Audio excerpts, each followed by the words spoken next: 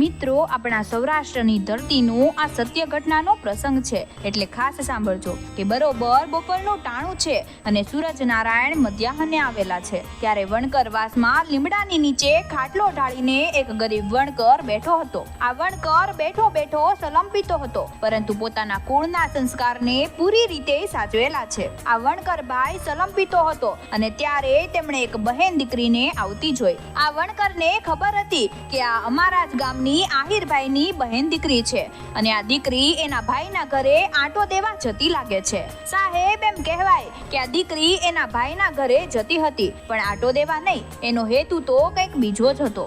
મિત્રો, હકીકતમાં એવું હતું કે આ દીકરીને ત્યાં દુકાળ પડ્યો હતો અને એનો ભાઈ સદ્ધર માણસ હતો, એટલે આ દીકરી એના ભાઈના ઘરે જતી હતી કે મારો ભાઈ મને કંઈક આપશે. આ દીકરી જ્યારે તેના ભાઈના ઘરે જતી હતી ત્યારે દૂરથી તેની ભાભીએ આ દીકરીને આવતી જોઈ એટલે પોતાના ધણીને કહ્યું કે બહેન આવે છે, તમારી પાસે કંઈક માંગશે, એટલે તમે થોડી વાર પાછળની બાજુ જતા રહો. પાછળના દરવાજેથી આ આહિરભાઈ બહાર નીકળી ગયા. આ દીકરી ઘરે પહોંચી. ફળિયામાં આવી અને દીકરીને મનમાં એમ થયું કે મારો ભાઈ મને જોઈને જતો રહ્યો, એટલે દીકરીએ ભોજાઈને પૂછ્યું કે મારા ભાઈ ક્યાં છે. ભોજાઈએ કહ્યું કે અરે, એ તો બહાર ગામ ગયા છે. સાહેબ, ત્યારે એમ કહેવાય કે આ દીકરીને એવું થવા લાગ્યું કે ધરતી ફાડીને એમાં સમાઈ જાવ. આ દીકરીને એમ થયું કે અરે, મારો વીર ભલે મને કંઈ ના આપે, પણ જો મારા ભાઈએ મને મીઠો આવકારો પણ આપ્યો હોત ને તો પણ મને હરમત આવી જાત. મારે બીજું કંઈ નહોતું જોઈતું,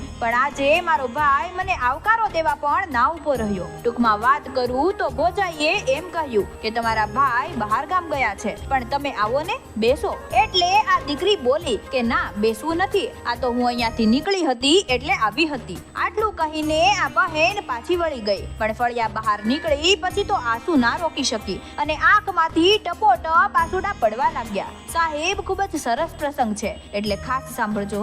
આ આહિરની દીકરી એમ કહેવાય કે રડતી રડતી પાછી જાય છે અને આ દીકરી પર ખાટલે બેઠેલા પેલા વણકરના દીકરાની નજર પડી. ત્યારે એમ કહેવાય કે ઈ વણકર એ જોગડો વણકર ઊભા થયા. તેમણે સલમ નીચે મૂકી અને ગડગડતી દોટ મૂકી. પેલી દીકરી જતી હતી ત્યાં આડા ફર્યા અને પૂછ્યું કે બહેન, થોડી વાર પહેલા તો તું હરખાતી તારા ભાઈના ઘરે જતી હતી અને આટલી વારમાં એવું તે શું થયું કે તું રડતી રડતી પાછી આવે છે. એટલે દીકરી કહે છે કે કંઈ નહીં, અરે ભાઈ, કોઈના દુઃખનું ભાગ્યું નથી, તમે મને જવા દો.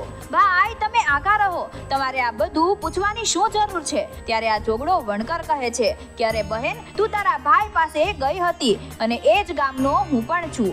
હું પણ ખાંભા ગામનો જ છું અને એ ગામના નાતે તને પૂછું છું બહેન, હું ભલે વણકરનો દીકરો છું, પણ તારો જીભનો માનેલો ભાઈ બની શકું અને બહેનને જો આમ રડતી રડતી જવા દઉં તો મારી જનેતાનું ધાવણ લાજે હો.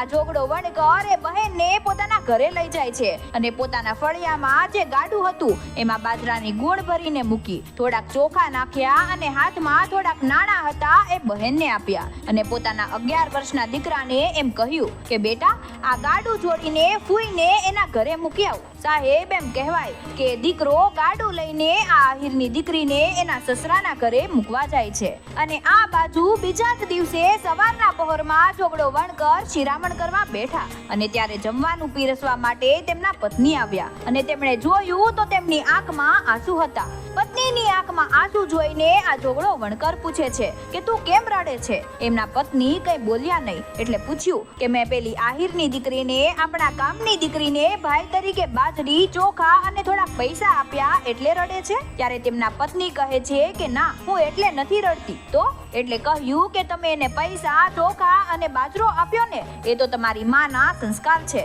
પણ મારો 11 વર્ષનો દીકરો ગાડું જોડીને એના ફૂઈને મૂકવા ગયો છે. એ જો કંઈ આપ્યા વગર પાછો આવે ને તો મારી જીભ કરડીને મરી જવું પડે. જો એ કંઈ આપ્યા વગર પાછો આવે તો મારું ધાવણ લાજે. સાહેબ, કેવી દાતારી હશે, કેવી ખાનદાની હશે. હે, ટૂંકમાં આટલી વાત થતી હતી ત્યાં તો હાથમાં રાંડવા લઈને દીકરો દોડતો દોડતો ઘરે આવે છે. એટલે જોગડો વણકર પૂછે છે કે દીકરા, ગાડું અને બળદ ક્યાં છે. સાહેબ, ત્યારે આ 11 વર્ષનો વણકરનો દીકરો કહે છે કે બાપુ, એ તો હું ફૂઈને આપીને આવ્યો છું. ગાડું અને બળદ તો હું ફૂઈને આપીને આવ્યો છું. મિત્રો, તે દિવસે એમ કહેવાય કે આ વણકરના પત્ની રાજીના રેડ થઈ ગયા હતા હો. આ વાતને હજુ થોડો સમય વીત્યો પછી ઘટના એવી ઘટે છે કે આ આહિરની દીકરીનો સગો ભાઈ છે એ ગુજરી ગયો. આ દીકરી પોતાના સસરાના ઘરે ભેંસ દોતી હતી ત્યારે કોઈએ આવીને કહ્યું કે તમારો ભાઈ ગુજરી ગયો છે. પછી તો એમ કહેવાય કે સાહેબ આ દીકરીએ નિરાતે ભેંસ દોઈ, દૂધ ઢાંક્યા અને પછી લાજ તાણી. એટલે કોઈએ એમ કહ્યું કે અરે તારો સગો ભાઈ ગુજરી ગયો છે અને તે ભેંસ દોઈ, વાસણ ઢાંક્યા અને પછી લાજ તાણી. ત્યારે એ દીકરી એટલું બોલી હતી કે મારો ભાઈ તો હું જ્યારે એની પાસે ગઈ અને પાછળના દરવાજેથી જતો રહ્યો ને તે દિવસે જ ગુજરી ગયો હતો. અરે આ બધું તો હું લોક લજ્જાએ કરું છું. આ ઘટનાને પણ એમ કહેવાય કે 2 વર્ષ વીતી ગયા છે અને જોગડા વણકરના ગામ પર ચડાઈ થઈ છે. ત્યારે આ જોગડો વણકર તલવાર લઈને સૌથી પહેલા યુદ્ધ કરવા ઉતરી ગયા હતા કે મારું ગામ જો તમને ભાંગવા દઉં તો મારી જનેતાનું ધાવણ લાજે હો. તે દિવસે આ જોગડો વણકર હાથમાં હથિયાર લઈને લડ્યા અને એમ કહેવાય કે ગામના જતન માટે પોતાનું માથું કપાઈ ગયું ત્યાં સુધી લડ્યા હો. આ વાતની ખબર જ્યારે પેલી આહિરની દીકરીને પડી, જીભની માનેલી બહેને જ્યારે આ વાતની ખબર પડી ત્યારે આ દીકરી નિસરણી લઈને ગાર કરતી હતી. આ દીકરીને કોઈએ એમ કહ્યું કે તમારો જીભનો માનેલો ભાઈ છે ને જોગડો વણકર, એમનું આજે યુદ્ધમાં મૃત્યુ થયું છે. આટલું સાંભળતા જ આ દીકરી નિસરણી પરથી નીચે પડી ગઈ એવો ત્રાસકો લાગ્યો. પછી તો એમ કહેવાય કે તરત જ લાજ તાણી અને આ દીકરીએ ભાઈના મરસ્યા ગાયા. આ આહિરની દીકરીએ પોતાના જીભના માનેલા ભાઈના મરસ્યા ગાયા. એટલે મિત્રો કહેવાનો અર્થ એ છે કે જેઓ સારું જીવન જીવ્યા છે, જે બીજાને મદદરૂપ થયા છે, તેમને બધા યાદ કરે છે અને એટલે જ તો આજે આપણે જોગડા વણકર જેવા માણસોને યાદ કરીએ છીએ. તો મિત્રો તમને અમારો વિડીયો પસંદ આવ્યો હોય તો વિડીયોને લાઈક કરો અને વધુમાં વધુ શેર કરો તથા અવનવા આવા જ વિડીયો જોતા રહેવા માટે અમારી ચેનલને ફોલો તથા સબસ્ક્રાઇબ કરવાનું ના ભૂલતા. ધન્યવાદ.